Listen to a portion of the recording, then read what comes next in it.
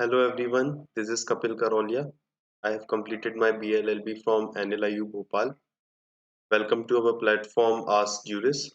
I am going to take up this session for Constitution Law, Constitution of India और Indian Polity.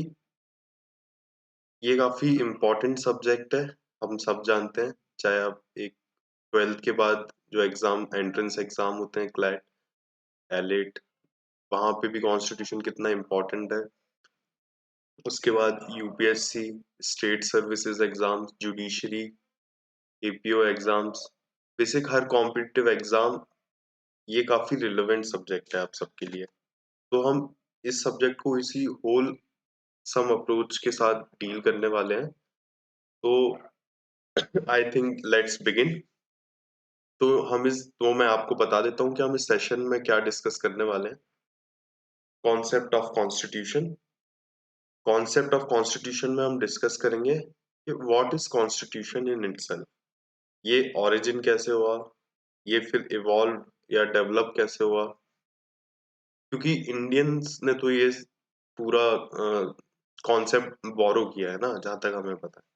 ठीक है, तो फिर उसके बाद हम देखेंगे कि इसकी लीगल स्टैंडिंग क्या होती है एक स्टेट के लीगल सिस्टम में, फिर पर्पस क्या होता है कॉन्स्टिट्यूशन का, फिर John Locke theories of natural right and the American constitution. ये मैंने इसलिए रखा है क्योंकि इसमें ये इंडियन कॉन्स्टिट्यूशन में भी रिलेवेंट है।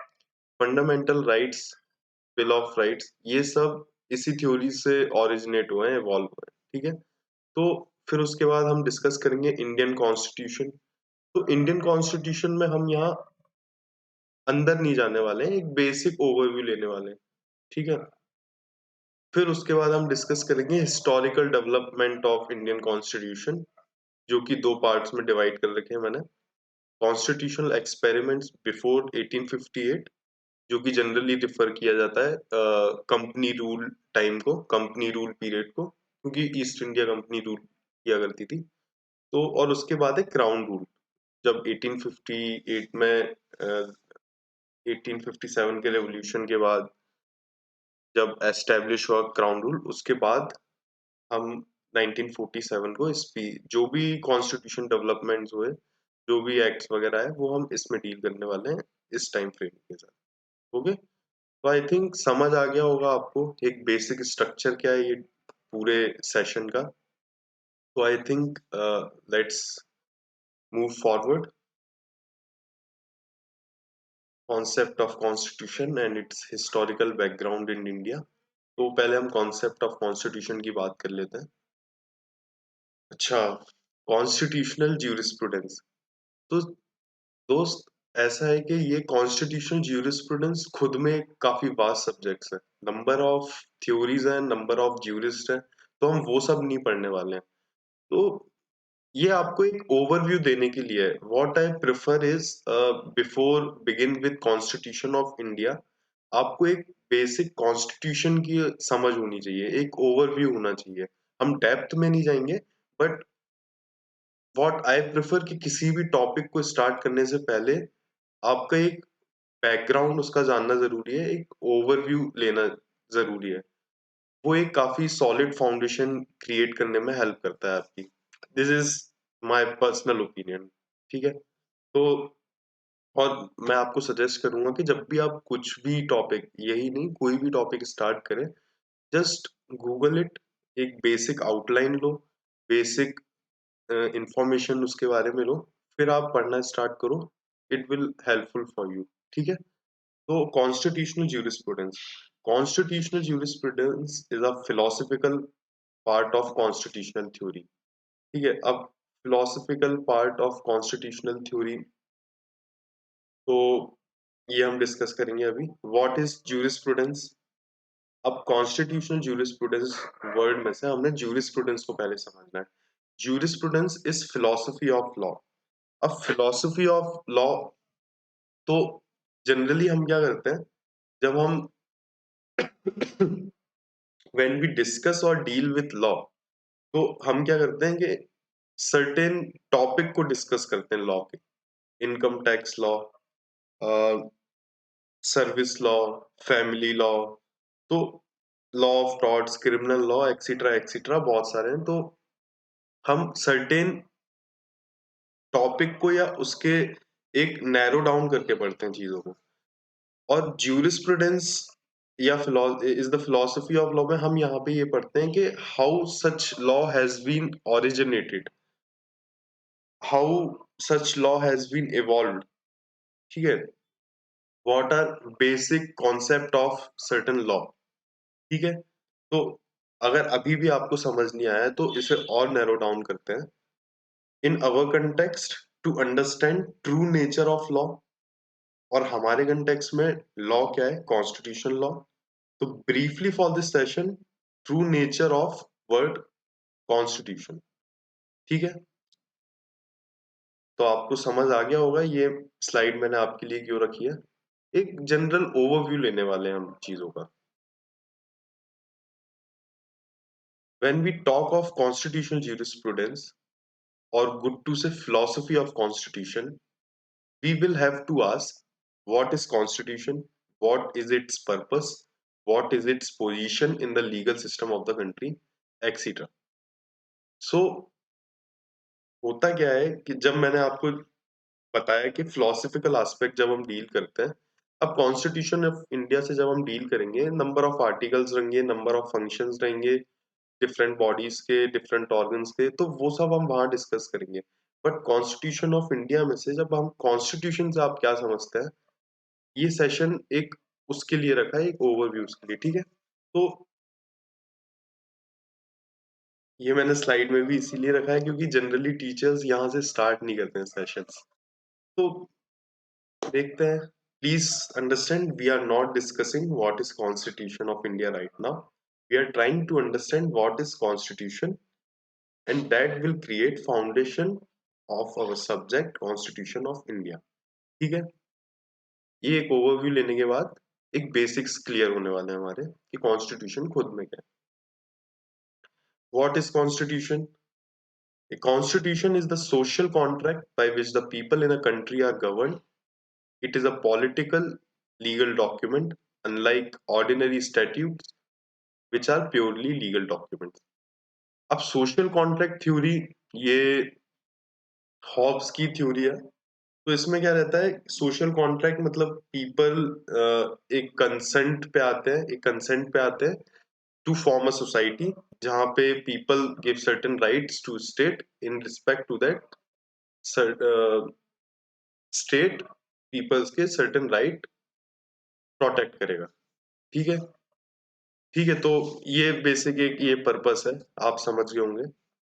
और जो अदर स्टैट्यूट्स रहते हैं वो प्योरली लीगल डॉक्यूमेंट्स रहता है, वो एक ये कॉन्ट्रैक्ट नहीं रहता है पीपल और गवर्नमेंट के बीच में। कॉन्स्टिट्यूशन एक सोशल कॉन्ट्रैक्ट होता है पीपल और एक गवर्नमेंट बॉडीज के बीच में, right. What is its positions in the legal system of the country? A constitution is the fundamental law of the land, and therefore it prevails over all the laws in legal hierarchy, including statutes made by the legislature. It is the grand norm as described by the eminent positivist jurist Kelsen। तो आप ये याद रखिए, एक fundamental law of the land रहता है जो सारे अलग अदर लेजिस्लेशंस रहते हैं उनके ऊपर प्रिवेल करेगा। अब जैसा मैं आपको बता रहा था, हमें इन सब में डील नहीं करना है ग्रैंडम थ्योरी क्या है, ज्यूरिस्ट कैल्सन कौन है, क्योंकि ये ज्यूरिस्प्रूडेंस का पार्ट है। जिसे पता है उसे पता है। ठीक है, what is it's purpose, why have a constitution at all. तो जैसा कि हमने सोशल कॉन्ट्रैक्ट में भी ये चीज डिस्कस की थी, in every society, whether ancient, medieval or modern, there have to be some authorities। Ancient में आप अशोक टाइम पीरियड को ले लीजिए, मिडिवल में मुगल्स को ले लीजिए, मॉडर्न में ब्रिटिशर्स को लीजिए, तो इन सभी टाइम पीरियड में अथॉरिटीज रही हैं। For what? No society can do without governance, and therefore in every society there have to be a leader and persons in authority. ठीक है, अब एक सोसाइटी को गवर्न करने के लिए एक अथॉरिटी रहना जरूरी है। अगर अथॉरिटी नहीं रहेगी तो फिर राइट्स को कौन प्रोटेक्ट करेगा पीपल्स के। तो इसी बेसिस पे सोशल कॉन्ट्रैक्ट थ्योरी डेवलप हुई थी कि वरना जिसके पास ताकत है, बल है, मसल पावर है, वो जाएगा छीना झपटी करेगा, ठीक है। और हाँ, तो वो जाएगा छीना झपटी करेगा, जिसके पास ताकत है उसका, जिसकी लाठी उसकी भैंस वाला सीन है ये, ठीक है। तो इसीलिए लोगों ने बोला कि हम एक जनरल कंसेंट पे आते हैं, हम सर्टेन राइट्स देंगे गवर्नमेंट को अपने, और in respect to certain rights government हमारे कुछ राइट्स प्रोटेक्ट करेगी, ठीक है। The basic purpose of constitution therefore is to set up the organic law of the land. In other words, the first purpose of constitution is to set up the organs of power in a country and mention their functions and interrelationships and relation with the people.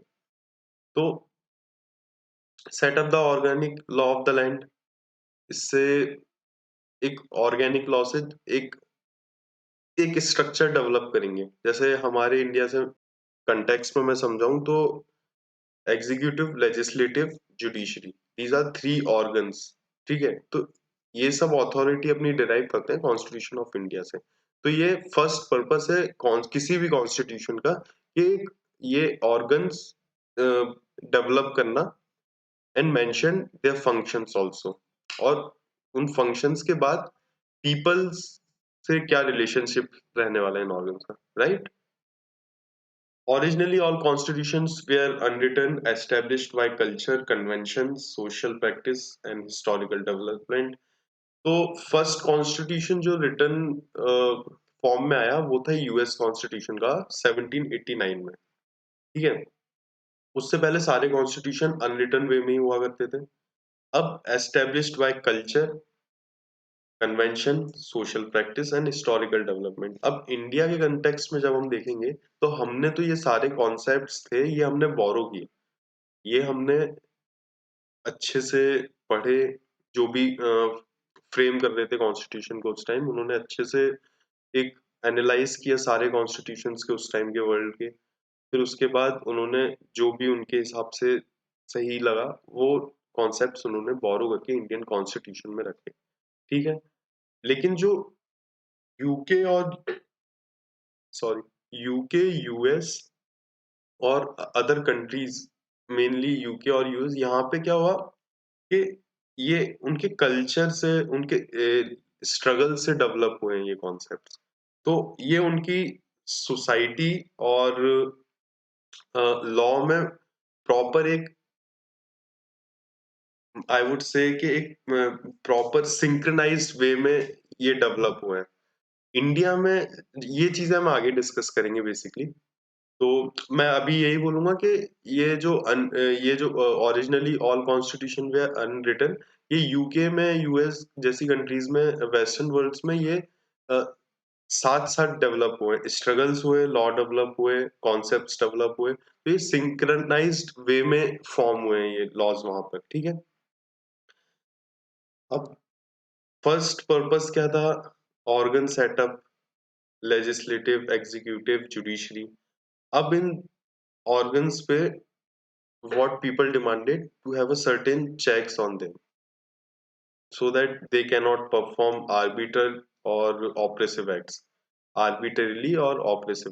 ठीक है। When we try to study and understand origin and evolution of concept of constitution, we will realize that such concept originated in England, developed in US and other parts of the world. अब ये जो constitution का concept है ये emerge England में ही हुआ है। वहां पे भी नंबर ऑफ रेवोल्यूशंस हुए, ग्लोरियस रेवोल्यूशन, आई थिंक 1780, नहीं, I don't know, I just don't remember it. तो 17th और 18th सेंचुरी में हुआ ऑन एन लार्ज स्केल। हम ये टाइम पीरियड डिफाइन कर सकते हैं कि एक 17th और 18th सेंचुरी पे वहां पे स्ट्रगल्स हुए, पीपल, काफी रेवोल्यूशंस हुए, तो ये कॉन्सेप्ट्स वहां पे डेवलप हुए। All right, further John Locke theory of natural rights and American constitution. तो before going into this Locke की थ्योरी में जाने से पहले मैं आपको एक स्टोरी प्रेजेंट करूंगा, मतलब एक बता देता हूँ टू हैव अ बेसिक के ये थ्योरीज पॉपुलर कैसे हुई, थ्योरी ऑफ नेचुरल राइट्स, है ना। तो हुआ क्या कि फ्यूडल मोनार्कीज हुआ करती थी, किंग्स हुआ करते थे। तो दे वर द सुप्रीम लीडर। सारे एग्जीक्यूटिव, लेजिस्लेटिव, जुडिशरी, सारे फंक्शंस किंग को ही परफॉर्म करना है। अब एक सर्टेन पॉइंट ऑफ टाइम आया कि एक नॉर्मल लॉजिक है कि एक बंदा सारे काम कैसे परफॉर्म कर सकता है। There it comes the concept of delegation of power.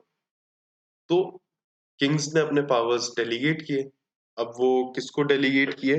Counsellors हुए, एडवाइजर्स हुए, जजेस हुए, ये सारे पावर्स उन्होंने उसको, बट इस पॉइंट ऑफ टाइम पे भी these people were accountable to king. ठीक है। तो हुआ क्या कि धीरे धीरे no people no longer want to be wished a king to be a supreme leader। उन्हें चाहिए ही नहीं था कि किंग उनका एक सुप्रीम लीडर रहे, सारे पावर्स एक ही हाथ में सिमट के रह जाए। ठीक है। तो हुआ क्या, जब ये, तो पीपल ने डिमांड की कि they want certain checks on king. ठीक है। तो यहाँ पे जब ये स्ट्रगल या फिर ये लाइन डेवलप होने लगी कि पीपल को सर्टेन चेक्स चाहिए किंग के ऊपर ही, तो फिर कॉन्सेप्ट, तो फिर थ्योरीज पॉपुलर हुई। जॉन लॉक जैसे लोगों की, मॉन्टेस्क्यू जैसे लोगों की। John Locke theory of natural rights में डिस्कस करते हैं कि there are certain inherent rights of a man. ठीक है, वो हम डिस्कस करेंगे। तो समझ आया कि हम जॉन लॉक की थ्योरी पे कैसे पहुंचे। People wanted certain checks and balances on king only. ठीक है। तो effective state power was transferred from the king to parliament. अब जब ये जब स्ट्रगल या रेवोल्यूशन हुए, तो हुआ क्या कि किंग से पावर हट के पार्लियामेंट के हाथों में चली गई। ठीक है, कि king will perform on act and advice of council of ministers, ये कॉन्सेप्ट डेवलप हुआ। तो किंग एक सुप्रीम लीडर नहीं रहा and later to one of the houses of parliament, namely the house of common, which represented the people. ठीक है। तो king से पार्लियामेंट के पास पावर आ गई। अब normally parliament represented the people, therefore was expected to act in the interests of the people. But now the question arises, what would happen if parliament start acting against the interest of the people and started oppressing them? तो हुआ क्या कि जो English man या फिर ये जो European लोग हुआ करते थे, वो काफी राइट्स को लेके काफी सजग थे ना। तो काफी स्ट्रगल्स वगैरह करना, अपने राइट्स को लेके काफी इंथुजियाज्म था उन लोगों में। तो हुआ क्या कि नॉर्मली पीपल रिप्रेजेंट, तो ठीक है, तो किंग से उन्होंने पावर शिफ्ट करा ली, एक चेक्स एंड बैलेंसेस का कॉन्सेप्ट डेवलप किया। तो वो पावर शिफ्ट हो गई पार्लियामेंट के पास। अब पार्लियामेंट में कौन लोग जाते थे? जो लोग चूज करते थे, वहां के पीपल चूज किया करते थे।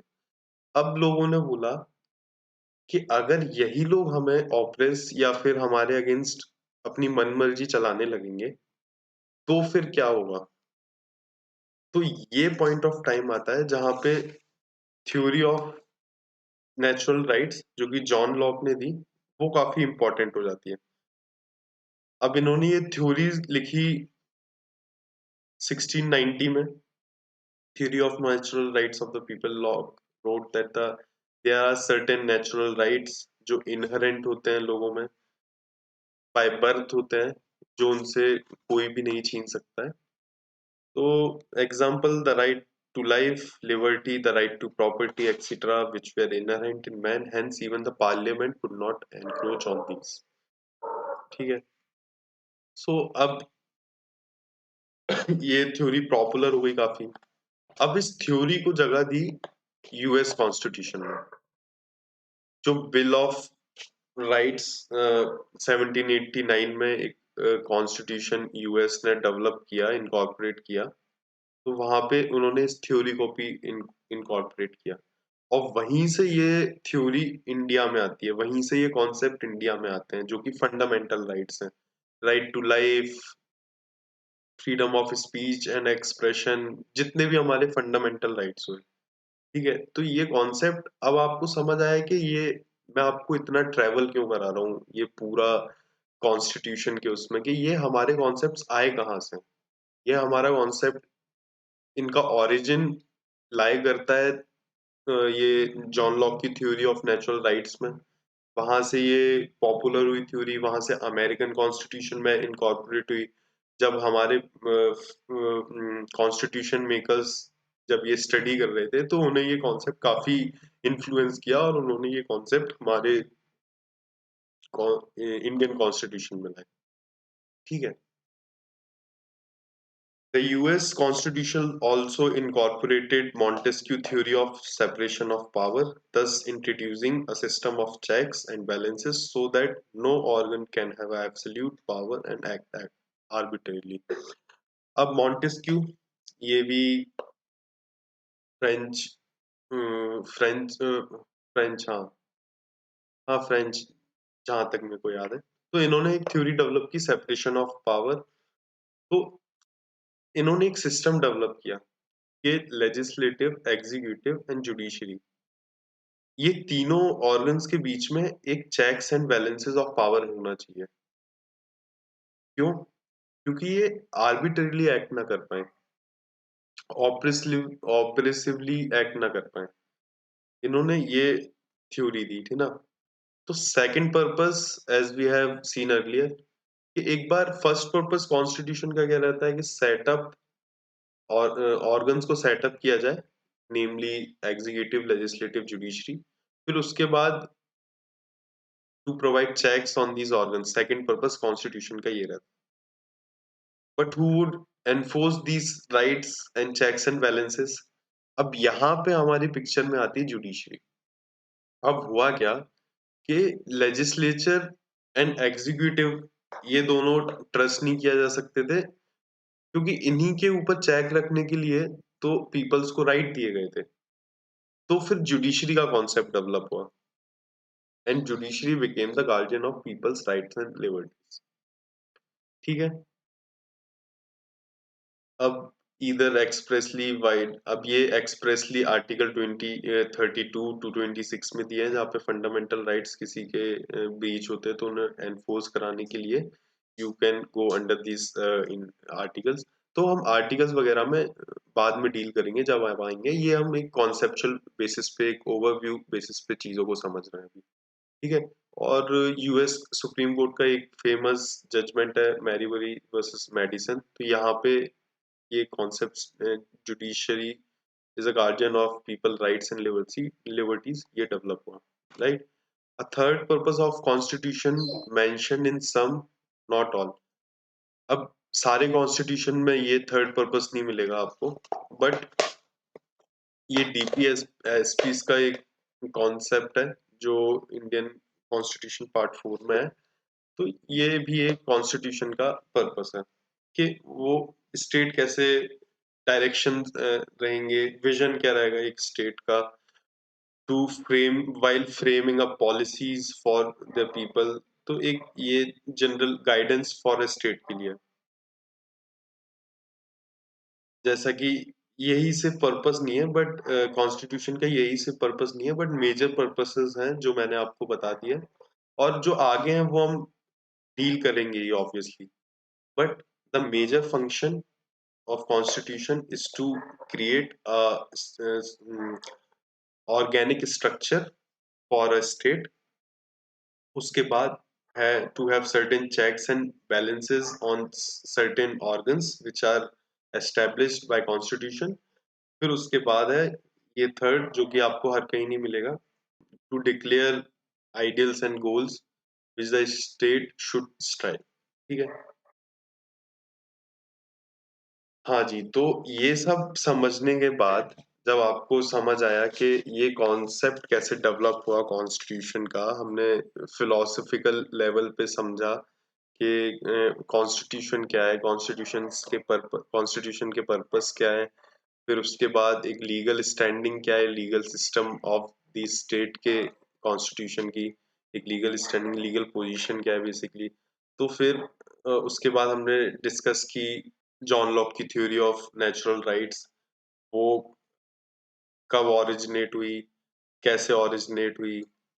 फिर हमने वो स्टोरी समझी कि किंग और पीपल्स के बीच में टसल हुआ, फिर टसल के बाद पावर पार्लियामेंट पे आई, फिर पार्लियामेंट भी अगर जो कि रिप्रेजेंटेटिव ऑफ पीपल है, अगर वो भी आर्बिटरली या ऑप्रेसिवली एक्ट करने लगे, तो फिर ये जॉन लॉक की थ्योरी इन पिक्चर आई, थ्योरी ऑफ नेचुरल राइट्स। वहां पे सर्टेन उन्होंने बोला कि certain rights are inherent in a man, तो वो rights even parliament could not encroach on these rights. तो वहां अब ये राइट्स एनफोर्स कराने के लिए ऑर्गन डेवलप हुआ, जुडिशरी। तो जुडिशरी बन गई guardian of people's rights and liberties. ठीक है। मॉन्टेस्क्यू का पावर देखा हमने, फिर वहां से हमने देखा कि यूएस के कॉन्स्टिट्यूशन बिल ऑफ राइट्स 1789 में ये थ्योरी कैसे इनकॉर्पोरेट की गई, फिर वहां से ये इंडिया में कैसे ट्रेवल हुई। ठीक है। अब हम समझेंगे कि इंडियन कॉन्स्टिट्यूशन का एक ओवरव्यू पिक्चर लेने वाले हैं कि इंडियन कॉन्स्टिट्यूशन, अब अभी हम स्टार्ट नहीं करने वाले हैं basically Indian constitution, right. So the Indian Constitution is based on Western model. Our founding fathers borrowed the parliamentary form of government and independent judiciary from Britain, the fundamental rights and federal structure from the US Constitution, the directive principles from the IS constitutions. और there are a number of things जो हमने काफी state से बोरो किए हैं, Japan से भी कुछ चीजें लिए हैं, ऑस्ट्रेलिया से हमने भी कुछ चीजें लिए हैं। तो ठीक है। Thus, the basic principle and state institutions set up in our constitution were not our own creation. As I have mentioned earlier, ये हमारे खुद के struggles या खुद के revolutions ने ये concepts develop नहीं हुए। We borrowed modern principles and modern institutions from Western countries and imposed them from above on our backward and semi-feudal society. अब हुआ क्या, जैसा कि मैं आपको बता रहा था कि वहां पे ये सारे कंसेप्ट्स जो हैं, राइट्स को लेके है, सेपरेशन ऑफ पावर को लेके है, पार्लियामेंट्री फॉर्म ऑफ गवर्नमेंट जो सिस्टम है, ये सारे कॉन्सेप्ट्स वहां पे सिंक्रनाइज्ड वे में सोसाइटी के साथ डेवलप हुए हैं। एक लोगों ने system monarchs, when we are saying system monarchs people के बीच में जब टसल क्रिएट हुआ तो पार्लियामेंट्री फॉर्म ऑफ ओरिजिनेट हुआ, फिर पार्लियामेंट और पीपल के बीच में हुआ तो फिर टसल क्रिएट हुआ, तो फिर और कॉन्सेप्ट्स डेवलप हुए, ये नेचुरल राइट्स के कॉन्सेप्ट, सेपरेशन ऑफ पावर के कॉन्सेप्ट। तो इंडिया में ऐसा कुछ नहीं हुआ। इंडिया में ये सब कुछ उठा के लाया गया और हमारी सोसाइटी काफी बैकवर्ड थी और ये प्रिंसिपल्स उनके लिए काफी काफी अनफेमिलियर थे, बट फिर भी आई वुड से ये कॉन्स्टिट्यूशन मेकर्स ने काफी अच्छा काम किया। चलिए आगे चलते हैं। The constitution of India was prepared after ransacking all the known constitution of the world and most of its provisions substantially borrowed from others। वही बात है, हमने नंबर ऑफ जितने भी eight that point of time जितने भी constitutions थे, हमारे कॉन्स्टिट्यूशन मेकर्स ने उसे एनालाइज किया, उसे उन्हें स्टडी किया सबको, फिर जो भी उन्हें सही लगा, जो भी उन्हें अच्छी चीजें लगी नंबर ऑफ कॉन्स्टिट्यूशन से, उन्होंने वो सारी एक जगह पे लाके इकट्ठी की और उसे इंडियन कॉन्स्टिट्यूशन नाम दिया, ठीक है। Though our constitution may be said to be borrowed, credit should be given to its framers for gathering the best feature of existing constitution and modifying adapting them to existing country। जैसा कि मैं मतलब बता रहा था कि constitution makers को ये क्रेडिट तो absolutely we should give that उन्होंने नंबर ऑफ कॉन्स्टिट्यूशन के स्टडी किया, फिर वहां से अडेप्ट करने के लिए मॉडिफिकेशंस भी किए, और मॉडिफिकेशंस उन्होंने किए अपने हमारे इंडियंस के एग्जिस्टिंग कंडीशंस के साथ, right. Because of all these reasons, therefore rather than using the word borrowed, we should use a beautiful patchwork, right. तो शब्दों का खेल है भाई, शब्दों को कितनी सजावट के साथ आप पुट अप करोगे काफी मैटर करता है। तो instead of using borrowed term, we should use a beautiful patchwork। I would say use your words wisely। ये भी मुझे किसी ने बताया था, ठीक है। तो आगे बढ़ते हैं। There were members in the Constituent Assembly who criticized the Constitution for being slavish। अब नंबर ऑफ पीपल हुए जब क्रिटिसिज्म हुआ कॉन्स्टिट्यूशन का, तो उन्होंने बोला कि ये काफी स्लेविश इमिटेशन ऑफ बेस्ट है, आप वहीं से कॉपी पेस्ट किया है, खुद का कुछ ब्रेन पुट अप नहीं किया है इसमें। तो नंबर ऑफ क्रिटिसिज्म हुए। हाँ, तो इन्हें कौन नहीं जानता है। फिर ये सर आए पिक्चर में। अब इनका ये स्टेटमेंट सुनिए, इनकी एक स्पीच कॉन्स्टिट्यूंट असेंबली डिबेट में ही दी हुई है, तो इसका ये सुनिए आप। One likes to ask whether there can be anything new in a constitution framed at this hour in the history of the world. More than 100 years have rolled down when the first constitution was drafted. It has been followed by many other countries reducing their constitution to writing. Given these facts, all constitutions in their main provisions must look similar. The only new thing, if there be any in any constitution framed so late in the day, are the variations made to remove the faults and to accommodate it to the needs of the country।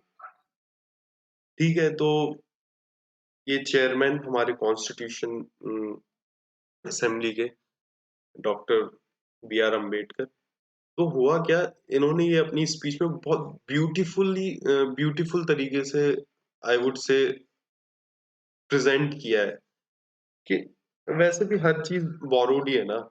Like ये जो मैंने लिखा है आप सबको, ये भी borrowed है, मैं कहीं ना कहीं किताब से पढ़ ही रहा हूँ। हमें बचपन से सिखाया जाता है कि अच्छी चीजें जाके पिक करिए, गलत लोगों में भी आप उठ रहे हो बैठ रहे हो, तो वहां पे भी कुछ अच्छी चीजें होंगी, आप उन अच्छी चीजों को पिक करिए।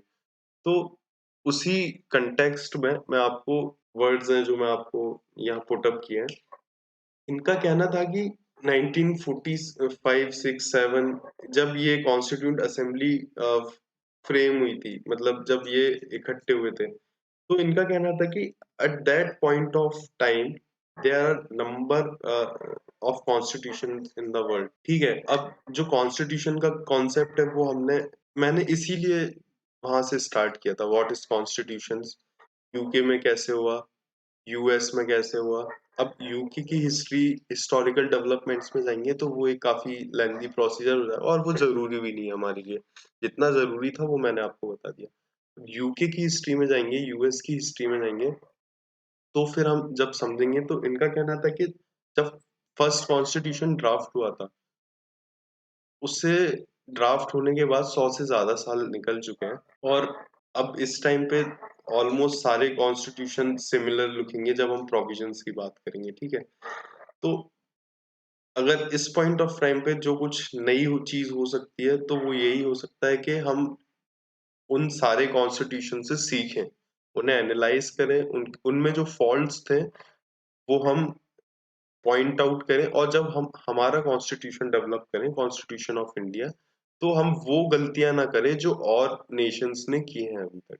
और जो भी कॉन्सेप्ट्स हैं उन्हें अपनी एग्जिस्टिंग जो सोसाइटी की सर्कमस्टेंसेस है उस हिसाब से डेवलप की जाए, उस हिसाब से अकोमोडेट की जाए चीजें अपने इंडियन कॉन्स्टिट्यूशन में। तो बहुत अच्छी तरीके से डिफाइन किया है। ये तो बेफिजूली का आर्ग्यूमेंट है कि बोरोड था या फिर कॉपी पेस्ट किया है या फिर खुद का दिमाग नहीं लगाया है। आई वुड से कि जब modern in when we are discussing modern world, तो इंडिया का ये काफी मेजर स्टेप्स था, हिस्टोरिकल डिसीजंस था कि उन्होंने ये कॉन्स्टिट्यूशन सेटअप को फॉलो किया और कॉन्स्टिट्यूशन सेटअप को ड्राफ्ट और काफी मॉडर्न कॉन्सेप्ट्स को इंडिया में लेके आए। क्योंकि आप देख लीजिए जो भी जैसे पाकिस्तान हुआ, उनका कॉन्स्टिट्यूशन ही डेवलप नहीं हो पाया काफी टाइम तक। खैर छोड़िए, वो हमारे मतलब डिस्कशन का पार्ट नहीं होना चाहिए, इतना इम्पोर्टेंस देना जरूरी नहीं है आई थिंक। ठीक है, तो similarly the parliamentary form of government, ये भी हमने यूके से लिया है, जहाँ पे principle that the government is responsible to the legislature. ठीक है, principle of universal suffrage, not suffrage restricted to rich peoples or males alone। अब यू प्रिंसिपल ऑफ जो यूनिवर्सल सफरेज है, यहाँ पे वोटिंग राइट्स सबको दिए जाते हैं जो भी एडल्ट हैं, irrespective of economic basis, irrespective of gender, irrespective of caste. ये प्रिंसिपल ऑफ यूनिवर्सल सफरेज है। The principle that the king act not on his own sweet will but on the advice of the cabinet. तो एक जो absolute power in one hand चली जाती है, तो वो सब हटाने के लिए ये भी हमने बाहर से बोरो किए हैं। तो ये सारे प्रिंसिपल्स हमने इंग्लैंड से बोरो किए हैं। और वही मैं जो आपको बता रहा था कि ये 17 टू 19 सेंचुरी में डेवलप हुए हैं ये कॉन्सेप्ट, जो हिस्टोरिकल स्ट्रगल्स हुए, रेवोल्यूशंस हुए यूके में ही। अब उन सब हिस्टोरिकल डेवलपमेंट्स में हमें जाना नहीं है, बट आई वुड मेंशन कि एक मैंने अभी पहले भी बताया था, ग्लोरियस रेवोल्यूशन हुआ, वो काफी डिसाइडिंग हुआ जब वहां पे किंग से पावर शिफ्ट होके पार्लियामेंट के हाथों में गई। Who were parliamentarians, representative of the people. ठीक है, similarly the principal of independence of judiciary was borrowed by us from England. it is it was essential to have independent judiciary if we wish to protect the fundamentals and other rights of the citizens, because if the judiciary is not independent, it ordinarily cannot have the courage to declare an act of the legislature or executive as void, or to direct the executive to act lawfully। अब independence of judiciary क्यों important है? वैसे ये हमारे Indian constitution में दिया है article 50 में, बट जब हम डिस्कस करेंगे आर्टिकल्स को तब हम उन चीजों में डील करेंगे। बट ये जरूरी क्यों है principle of independence, independence of judiciary जरूरी क्यों है? अब होता क्या है कि fundamental rights and fundamental rights जो सिटीजन्स के हैं वो प्रोटेक्ट करना है। मान लीजिए कि एक लेजिस्लेशन आया, लेजिस्लेटिव बॉडी के थ्रू, ठीक है, अगर जुडिशरी इंडिपेंडेंट नहीं है, अगर किसी प्रेशर में काम कर रही है, तो फिर जो लेजिस्लेटिव बॉडी ने बनाया है, तो वो जुडिशरी फिर नल एंड वॉइड डिक्लेयर नहीं कर पाएगी। इतनी मतलब इंडिपेंडेंसी इसलिए जरूरी है कि अगर कोई भी लेजिस्लेशन जो लेजिस्लेटिव बॉडी बना रही है वो पीपल के राइट्स के अगेंस्ट जा रहा है, तो फिर judiciary come into picture to declare such legislation null and void. तो ये आपका हो गया principle of independence of judiciary. We have thus borrowed the Locke's theory from incorporating fundamental rights in our constitution, which even the legislature cannot violate. As I have mentioned earlier, theory of natural rights, there are certain rights which are inherent in man. Even parliament could not encroach on such rights. ठीक है? We have also borrowed Rousseau theory by making the people supreme in our country। अब रोसे का idea क्या था? Good government must have freedom for all it's citizens. अब जो रोज बोलते थे वो उनका ये था कि गुड गवर्नेंस क्या है? गुड गवर्नेंस वही है जो गवर्नेंस अपने सिटीजन्स को फुल फ्रीडम दे। तो इंडिया में काफी अच्छे तरीके से ये कॉन्सेप्ट्स को अमालगमेट किया गया है। Thus, while the Indian Constitution set up state organs, it also limits their power so that they may cannot become tools of operation against the people.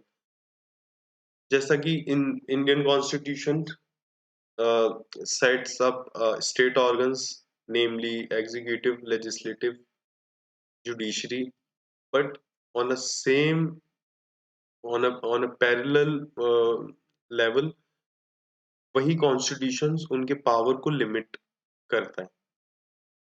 क्यों करता है? कि ये ऑर्गन्स एक टूल्स ऑफ ऑपरेशन ना बन जाए पीपल्स के against, right? Further, the purpose of Indian Constitution to declare the ideals which the state should seek achieve. These are the DPSPs in part 4 which are borrowed from Irish Constitution.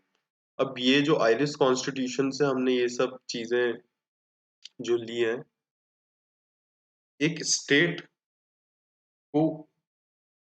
का vision क्या रहेगा while formulating policies for their citizens, ये हमें DPSP से पता चलता है। while these are not enforceable in courts, but फिर भी अब एग्जाम्पल के तौर पे आप देख लीजिए policies like Mahatma Gandhi national rural employment guarantee act, मनरेगा get their authority from article 39A। ठीक है, तो ये सब आर्टिकल 48 है जो prohibition on cows slaughter of cows रोका है जिन्होंने। तो ये सब डीपीएसपी है जिनके बेसिस पे पॉलिसीज फ्रेम होती हैं। I mean, state should consider in the vision these policies. So, okay, guys, before we move further with historical development of Indian Constitution, let's summarize what we have done till now. That are what we have covered till now is from where we have started. So, what is Constitution? What is Constitution? जब हम पढ़ रहे थे हमने discuss किया social contract किसकी theory है? Hobbs की थ्योरी है। लोग एक जनरल कंसेंट पे आते हैं टू फॉर्म गवर्निंग अथॉरिटी। ठीक है, फिर कॉन्स्टिट्यूशन उसके अलावा क्या एक पॉलिटिकल लीगल डॉक्यूमेंट है, अनलाइक एनी स्टैट्यूट्स जो कि सिर्फ लीगल डॉक्यूमेंट्स है। फिर हमने डिस्कस किया legal system of a country में लीगल स्टैंडिंग क्या है कॉन्स्टिट्यूशन की। तो it is a fundamental law of the land, ये हमने डिस्कस किया। फिर हमने गाइस डिस्कस किया था what is the purpose of constitution. तो first purpose is to set up organs, second one is to have checks and balance in on these organs, namely executive, legislative, judiciary, and the third one जो कि हर constitution में नहीं मिलेगा but DPSP को लेकर है कि constitution should have DPSP concept जो कि इंडियन कॉन्स्टिट्यूशन में है। फिर हमने डिस्कस किया जॉन लॉक की थ्योरी ऑफ नेचुरल राइट्स, वो कैसे डेवलप हुई। किंग से पावर पार्लियामेंट को शिफ्ट हो गई और जब पार्लियामेंट और लोगों के पीपल के बीच में टसल स्टार्ट हुआ तो फिर उन्होंने बोला कि अगर पार्लियामेंट जो कि रिप्रेजेंटेटिव ऑफ पीपल है अगर यही एक्ट करेंगे आर्बिट्ररीली या ऑपरेसिवली तो फिर पोजीशन क्या होगी। यहाँ पे जॉन लोक की theory of natural rights became popular. फिर ये थ्योरी इनकॉर्पोरेट हुई 1789 bill of rights of US constitution. फिर वहां से चीजें आई इंडियन कॉन्स्टिट्यूशन की तरफ, राइट? अब इंडियन कॉन्स्टिट्यूशन में हमने डिस्कस किया कि वेस्टर्न मॉडल्स पे बेस्ड है ये कॉन्स्टिट्यूशन, बोरोड वन है। ठीक है, स्लेविश इमिटेशंस ऑफ द वेस्ट जो कि क्रिटिसिज्म है, बट वहीं हमने पढ़ा था कि we should give credit to our makers of constitution that we should not use a word borrow but it is a beautiful patchwork from the side। फिर उसके बाद हमने डिस्कस किया पार्लियामेंट्री फॉर्म ऑफ गवर्नमेंट हमने कहाँ से लिया, हमने ये यूके से लिया। प्रिंसिपल ऑफ यूनिवर्सल सफरेज हमने डिस्कस किया, जो कि respective of caste, gender, economic basis जो भी एडल्ट है सबको वोटिंग राइट अवेलेबल रहता है। फिर उसके बाद हमने डिस्कस किया प्रिंसिपल ऑफ इंडिपेंडेंस जुडिशरी, हमने कहाँ से लिया, वो भी हमने यूके से लिया। क्यों ज़रूरी है वो हमने वो भी डिस्कस किया, to enforce people's rights and liberties. फिर उसके बाद हमने देखा कि लॉ की थ्योरी ऑफ नेचुरल राइट्स, जो कि इंडियन कॉन्स्टिट्यूशन में उसका रिलेवेंस क्या है। तो हमारे फंडामेंटल जो राइट्स है, right to life, freedom of speech and expressions, और बेसिकली जो भी इनहेरेंट राइट्स हैं मैन के पास बाय बर्थ जो आते हैं, उन पे पार्लियामेंट भी इंक्रोच नहीं कर सकता है। तो ये theory of natural rights by law Indian constitution में ऐसे इनकॉर्पोरेशन हुआ इसका। ठीक है, तो ये हमने डिस्कस किया। अब हम बढ़ेंगे हमारे नेक्स्ट पार्ट की तरफ, that is historical development of Indian constitution.